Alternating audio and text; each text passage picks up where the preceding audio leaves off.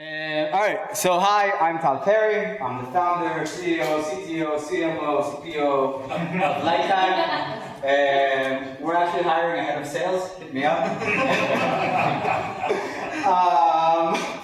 Right, so the title of this talk is called Label Data or Die, and it might sound to you like it's dramatic, but this is a sales pitch, and nothing makes a sense of urgency like imminent death. And thank you for the few people who laughed. All right, so a bit about myself. I'm Tal Perry. I am the founder of LightTag, as I said. I've been called a Google developer expert in machine learning because I write blog posts about machine learning a lot. My claim to fame before starting LightTag, I was a data scientist at Citibank, where I focused on applying NLP algorithms to Bloomberg chats. Before that, I was CTO of Superfly, which is a company that scanned your emails and sold the data to hedge funds. Before that, I did high-frequency trading. More importantly, I built that tree with a friend of mine. It's 4 meters tall, made of plastic bottles full of LED lights, and hippies would attract to it like flies. It's very cool. And kind of what I want to do in this talk is cover 3 points, right, or 3 sections. So one of them is kind of say, how did deep learning change data science? What is it doing to data science? And then ask, what does it mean for data scientists, the people that are actually practicing data science? And what does it mean for the business, the organizations that are consuming data science, right? And kind of the punchline of this talk, which we'll go through a few times, is that someone dumb who collects label data well will do a better job than you, no matter how smart you are. And I'll elaborate on that a bit now and say that this is true both for data scientists. It doesn't matter how smart you are, right? If someone else has better data than you, they're going to deliver a better algorithm. And it's also true for businesses, right? So we're going to see that as a business, we're no longer competing on the ability to get to high quality algorithms. We're competing on the label data to train those algorithms. And if you don't label data well, then you will die because your competitor will do it better than you. But remember, I have a company that literally sells tools for labeling data, so I might be a little biased. But let's talk a bit about the deep learning revolution. So I always like to start with this comic. This is from XKCD. XKCD is a comic for geeks. The guy who writes it, Randall Monroe, is a computer scientist by training, very, very smart, really in the know. And he made this comic about kind of the life of a developer, right? Where the boss man comes to the developer and he says, when a user takes a photo, the app should check whether they're in a national park. And she replies, sure, it's a GIS lookup, give me a few hours. It's really easy. Whenever you take a photo on your phone, the phone stores the coordinates, so it's really easy to check where you are. But then he says, and check where the photos of a bird. And then she says, I'll need 5 years at a research team. And Monroe on the bottom says, in computer science, it can be hard to explain the difference between the easy and the virtually impossible. So that's funny. But kind of the reason I bring this up is because he wrote this in 2013. And in 2013, it was considered by someone who really understands computer science to be virtually impossible to figure out if a photo of a bird actually contains a bird or not. Fast forward to 2016, all right? And you can give a computer a picture like this, and it's going to output a sentence, 2 birds sitting on top of a tree branch. So what can it do now? It can apparently recognize a bird in a photo. It can recognize multiple birds. It can count. It can recognize a tree branch, and it can form this high-level synthesis of the bird is sitting on the tree branch, and it can write it in English, all right? Except that doesn't count correctly. Yes, exactly, except that it's dumb because there are 3 birds here. Thank you, Noam. And you can never trust the algorithm.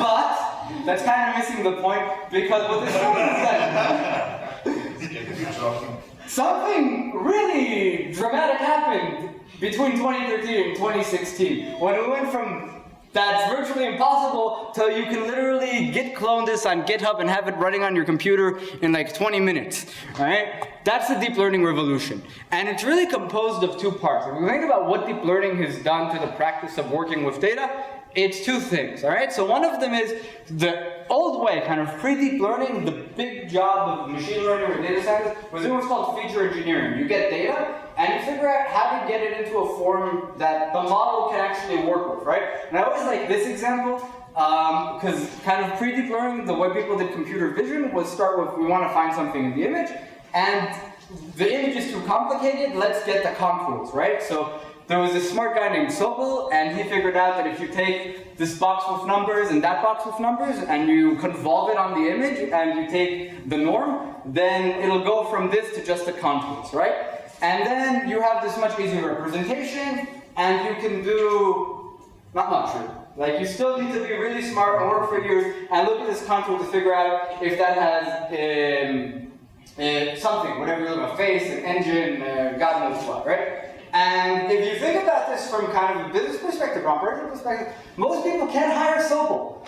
None of us are as smart as Sobel, right? So that knowledge of being able to figure out this thing, it's not widespread. And then doing this feature engineering, first, the available talent was very time-consuming and expensive. The people could execute on it, cost a lot. And that meant that doing things in image recognition were a significant barrier, right? It just wasn't something that was on the table. It was too expensive. Fast forward to deep learning, right? So everyone's noticed that Facebook can figure out our faces. And how does that happen, right? And when Facebook came out, we were all tagging ourselves and our friends in the pictures, and that was labeled data, right? And then what did Facebook do? It took a picture of me and it put it in the bottom of the deep learning, and at the top it said that's Tal Perry or Elad or Mick. And then what does the deep learning model do? It kind of looks at it piece by piece by piece, kind of in these layers, and learns the features by himself. So the first thing that a vision model would learn is kind of simple contours, right? Little lines, curves, things like that. Another higher order layer would learn to put those together into more abstract features, an eye, a nose, an ear, and another layer still up higher on the stack can learn to put that together into faces. And maybe another layer after that can tell the difference between myself and Elad, right? But the beauty is, what deep learning has given us is that you don't need to do feature engineering anymore, right? You just give it the raw data at the bottom and the labels that you want at the top, and it figures out the best way to represent the data. And that's an entire class of work, a whole profession, an entire sense of labor that has been completely eliminated. And the corollary of that is that someone dumb who collects labeled data well will do a better job than you no matter how smart you are. Because if you have a lot of labeled data, you can get the deep learning model to work. And if you don't, then you're going to be figuring out the Sobel operator. So good luck with that. And then the other thing that's kind of important that happened is that deep learning has become a commodity. And what do I mean? So if you look back maybe 4 years ago to implement, so let's say differently. These equations define what's called the long short-term memory unit. And in natural language processing, kind of my field, it's the workhorse, the most important piece of the puzzle in processing text, right? It lets us basically process very, very long sequences and understand context. But the long short-term memory unit is defined by this set of fun equations. And they're multivariate, and you need to take their gradients, and you need to know how to do that, which isn't terrible, and then you need to have the patience to do that, which is quite terrible, and then to actually apply deep learning, you need to turn that into code, right? So this is the code for the forward pass, just calculating what the thing thinks, and then to train it, it's another entire set of code that someone needs to write. And the ability to do that is non-trivial, right? So not every engineer knows enough multivariate calculus to understand these equations and take their derivatives. And certainly not every engineer knows enough math to translate that into code. However, good news, you don't need to.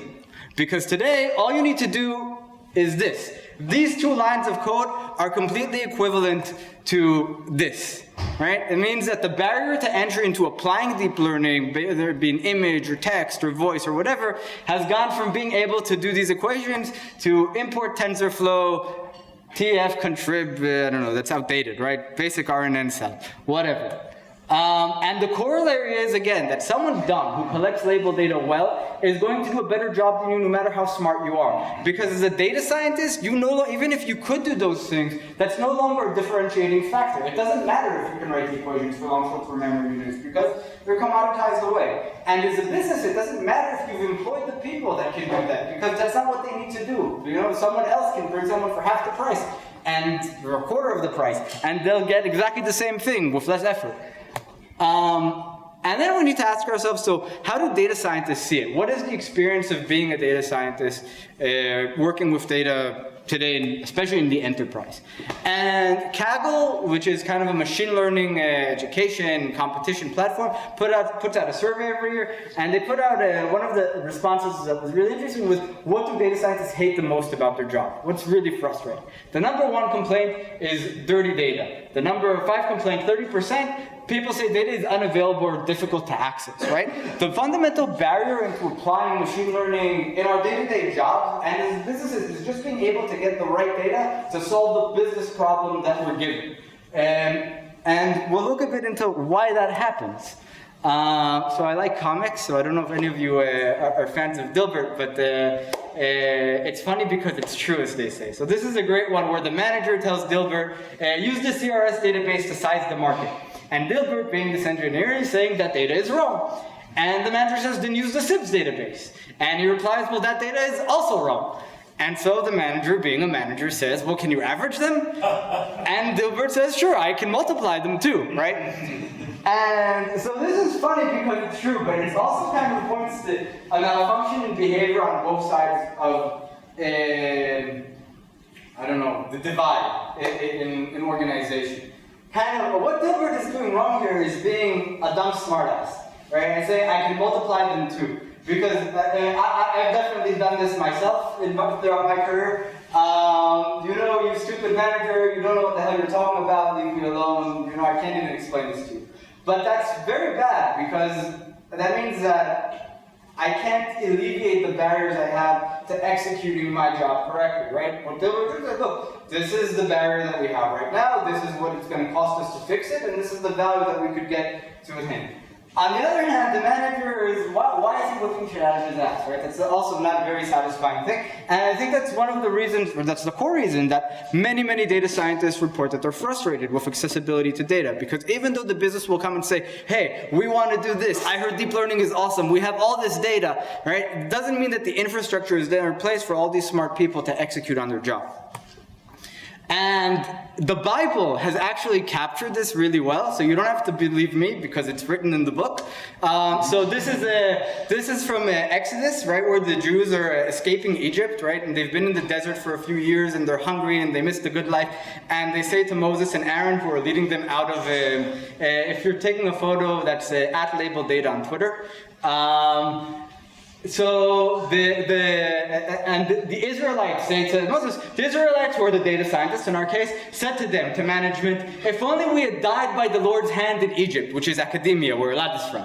There we sat around pots of meat, labeled data in our case, and ate all the food we wanted.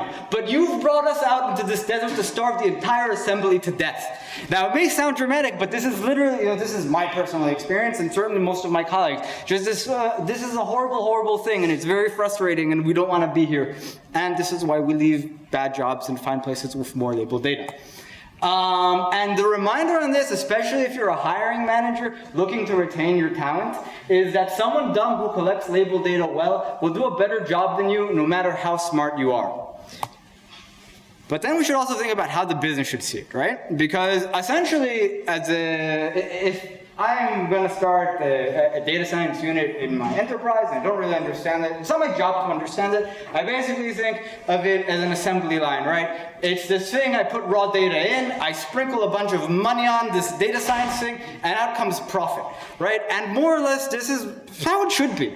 But if we zoom in a little bit into what's going on inside of that, you kind of think inside of this factory there are two workstations, right? There's the first workstation, and this is kind of in the old way, pre-deep learning. The old way, some raw data came in. There was this Oompa Loompa guy who kind of cleaned it up a bit, integrated with the databases, and then he passed it on to the really smart people who did like smart things like the Sobel operator and da-da-da-da-da. And then, after a few years of research, then out came a model, and if they were lucky, it worked, and it made some profit, and it was great.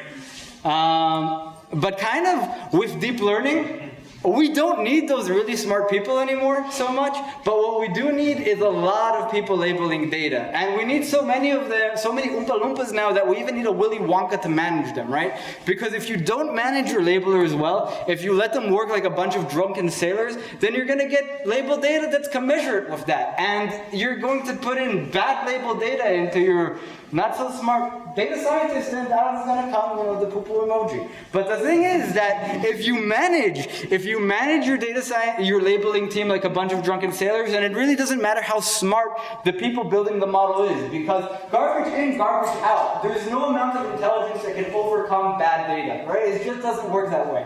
And so the kind of obvious thing is that you need to manage your team a bit better, and we can help. So really quickly, LightTag is really a platform for annotating text, right? So image is a very, very big space, and we like the text space because that's where I'm from. And the basic user experience is you can highlight things and say, I don't know, Dagon is a pagan god in the Bible, for example. You can classify documents, and then it helps you manage your team and distribute, to a workforce of 1,000 people and get QA metrics and project quality. And LightTag learns from you as you go along. So once your team starts labeling a lot, we learn from that and start making suggestions. People say yes or no to the suggestions, or model learns better. And the beauty is it means that our customers are validating the models that we've built for them. And then we can show them, hey, you validated your the model we've built for you so much. So now come use it for API and pay per call. And that's kind of what we do. We also support, this is a bit linguistic, but multiple languages, Arabic, Hebrew, Chinese, linguistic structures. So a lot of times you're interested in relationships between entities in a sentence, so you can do that. This is a patented UI that we have, the only one that allows you to do drag and drop relationship annotations. And to summarize, someone dumb who collects label data well will do a better job than you, no matter how smart you are. Thank you. We